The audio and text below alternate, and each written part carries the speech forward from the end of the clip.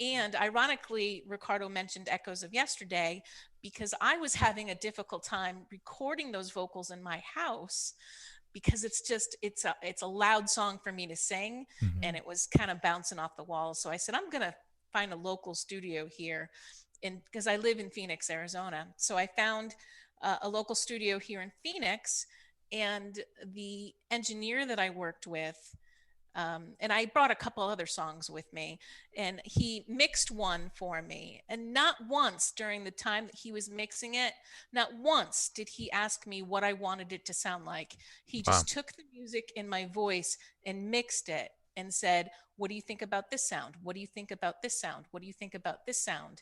And we made the decision together on what it was supposed to sound like.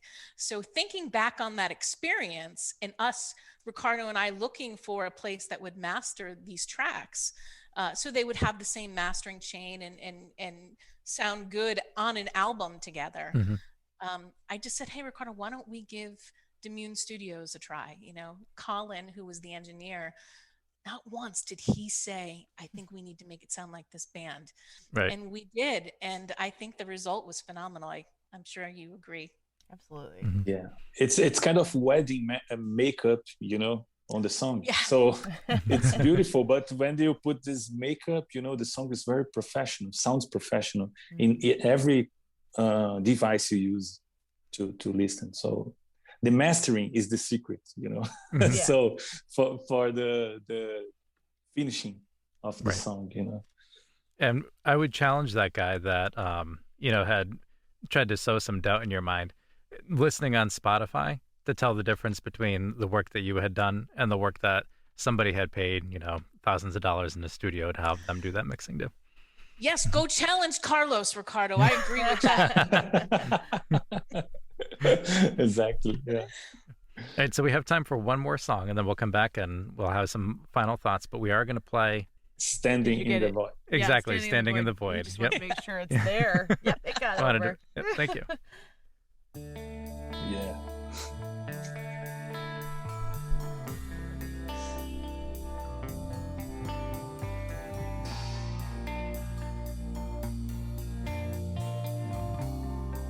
Thank you so much for joining us and for being willing to take the trip with us to talk about your process and everything that went into this beautiful music that you've made.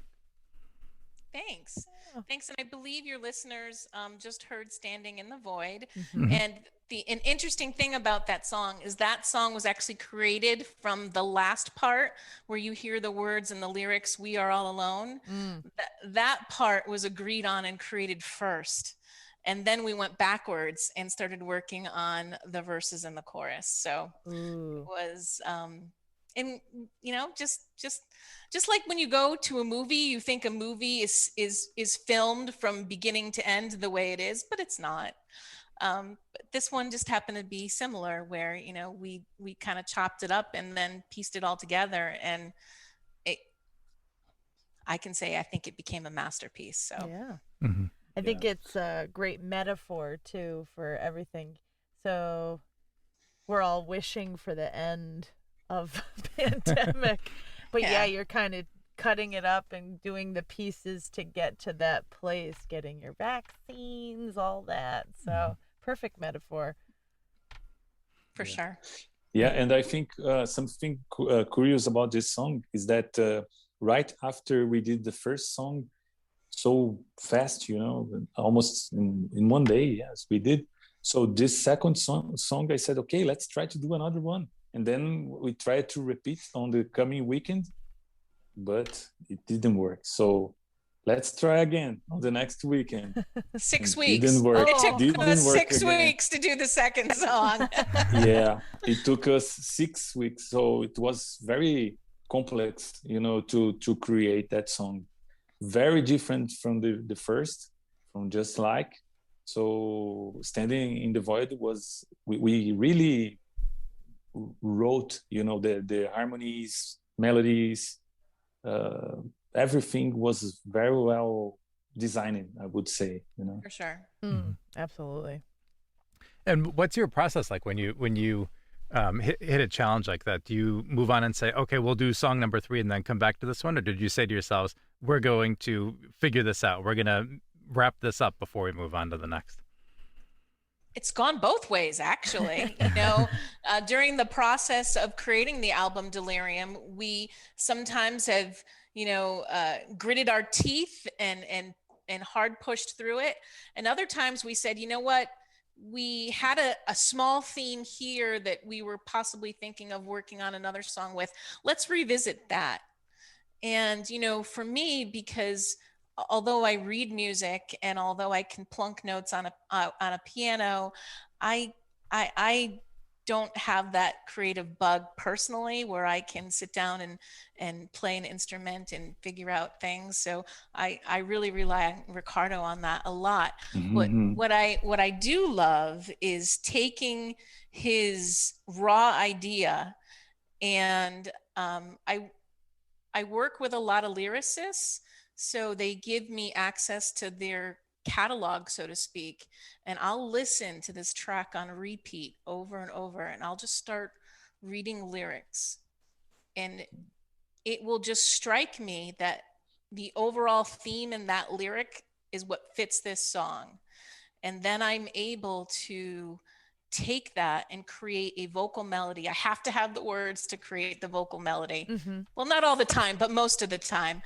And then I'm able, these lyricists allow me the opportunity to edit their lyrics, because sometimes people are very tricky about that. No, you can't change my words. Mm-hmm. But these people will, and I'm able to poetically alter some of these to really fit the music and the feeling of the song. So it's been a very exciting process for sure. Mm-hmm. And then I go and cut. And then you go and cut. You only did that in the first one. Yeah. Yeah, that's true, indeed. Yeah. So, yeah, but you know, something that's interesting as well, that it's another lesson. You know, one thing when you create something, you in the middle of the process, it can generate another thing, you know. So I mean, yeah, when I was creating Show Me How, you know, and then we needed to create one chorus for that song. And then when I was struggling, you know, trying to create chorus, some harmonies that would fit with we already had, then I made something nice, and that was Echoes of Yesterday later, you know. And so when we were creating one song that at the end of the day we gave up.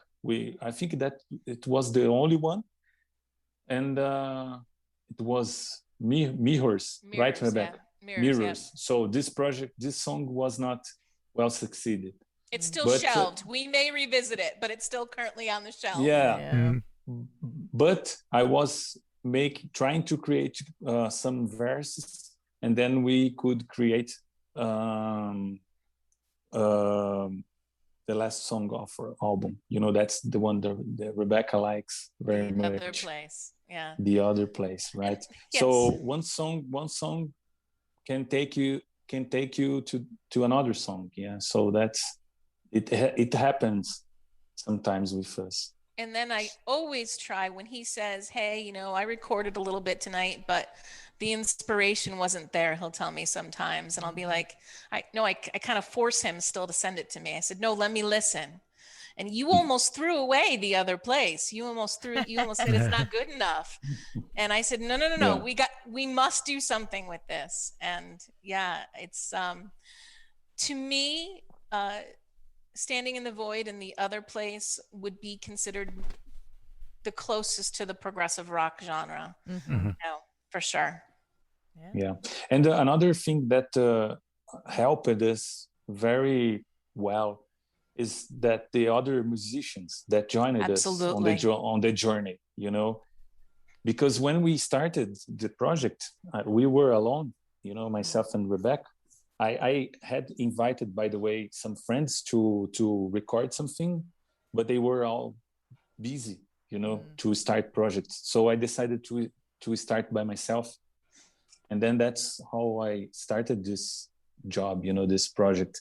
So, and then, but after some time, some other friends and the same friends and another musicians from Compose started to listen and to ask us to join the project.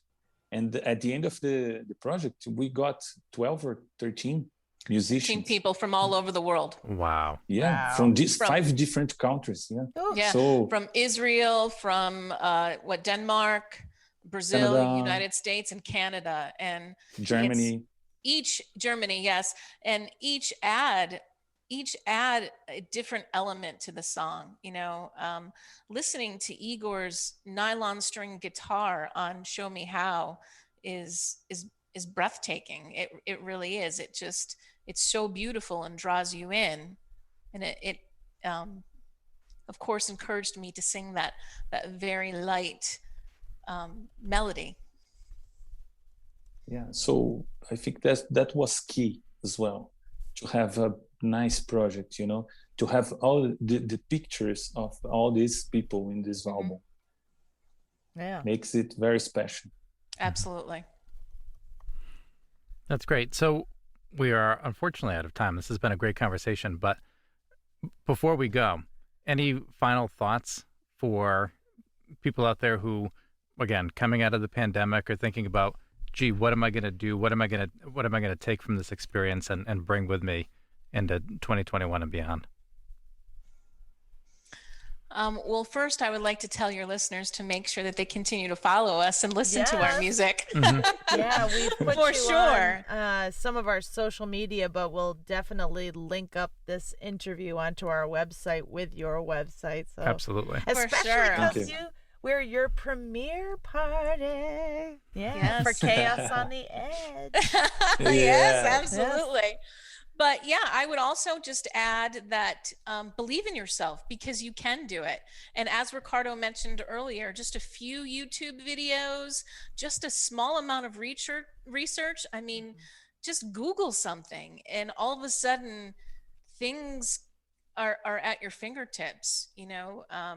I have no idea how to create a website, but I've had this opportunity to do a little bit of research, and I'm able to finagle things on our website, and I love the way our website looks. So, and likewise great. With how Ricardo has developed things. So believe in yourself, do a little bit of research. You absolutely can do whatever your heart desires. That's great. We all need that right about now. We certainly do. And for those of you listening out there, the website, which is fantastic, is ricardoandrebecca.com. And then you can find Ricardo and Rebecca's music all over the internet: iTunes, Spotify, Amazon Music, I believe I had seen on there as well. Yep, absolutely. Yes. And so the music's out there. Grab it, listen to it, and keep your radios tuned to Peak Silent Radio, because we'll be playing our favorite tracks from their music as well. Excellent. Thank you so much. Thank you so much. Thank you too. This has been a blast. Your time with us. I know it's the Thank afternoon and the evening. There's all kinds of different times. It's great. Thank you. And again, thank you to the listeners for supporting us, and obviously for supporting Peaks Island Radio here. Thank you. Thank you. We're going to play Show Me How as our final song from Ricardo and Rebecca. Thank you. Thank you very much.